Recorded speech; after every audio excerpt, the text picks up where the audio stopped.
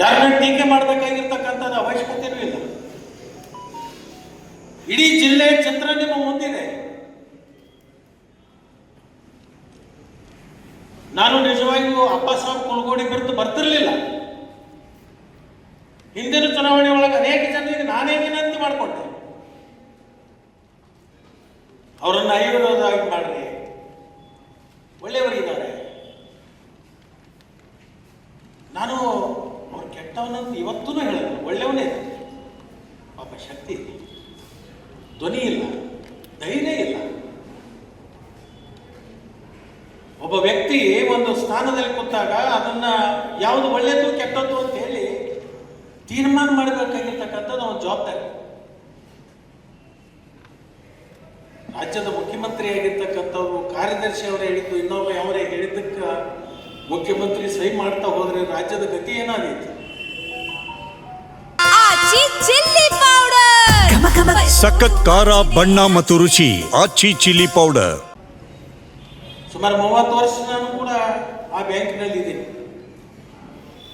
ರಮೇಶ್ಗೆ ಬಹುತೇಕ 40 ವರ್ಷ ಆದ್ರೆ, ರಮೇಶ್ ಅವರು 40, 10 ವರ್ಷ ಅಧ್ಯಕ್ಷ, 25 ಅಧ್ಯಕ್ಷ. ನಾನು ಒಂದ್ಸಲ ಅಧ್ಯಕ್ಷ ಆಗಿದ್ದೆ, ಉಪಾಧ್ಯಕ್ಷ ಆಗಿದ್ದೆ. ನನ್ನ 30 ವರ್ಷದ ಅವಧಿ ಒಳಗೆ ನನ್ನ ಫ್ಯಾಕ್ಟ್ರಿಗಾಗಲಿ, ನನ್ನ ಸಂಸ್ಥೆಗಾಗಲಿ ಜಿಲ್ಲಾ ಮಧ್ಯವರ್ತಿ ಬ್ಯಾಂಕಿನಿಂದ 5 ರೂಪಾಯಿ ನಾ ಸಾಲ ತಗೊಳ್ಳಿಲ್ಲ. ಯಾಕಂತಂದ್ರೆ ನಿರ್ದೇಶಕನಾಗಿರ್ತಕ್ಕಂಥವ್ರು ತಮ್ಮ ಫ್ಯಾಕ್ಟ್ರಿಗೆ ಸಾಲ ತಗೊಂಡು ಮುಳಿಸಿ ಹೋಗ್ಯಾರ ಅಂತಕ್ಕಂಥ ಹಣಿಪಟ್ಟಿ ಎಲ್ಲಾದರೂ ನನ್ನ ಹಣಿಗೆ ಕಟ್ಟ್ಯಾರು ಅಂತಕ್ಕಂಥ ವಿಚಾರ ಇಟ್ಕೊಂಡು ನಾನು 150 ಕೋಟಿ ರೂಪಾಯಿ ನನ್ನ ತಂದೆ ಆಗಿರ್ತಕ್ಕಂಥ ಒಂದು ಕಾರ್ಖಾನೆ ಕಟ್ಟಿದ್ದೆ.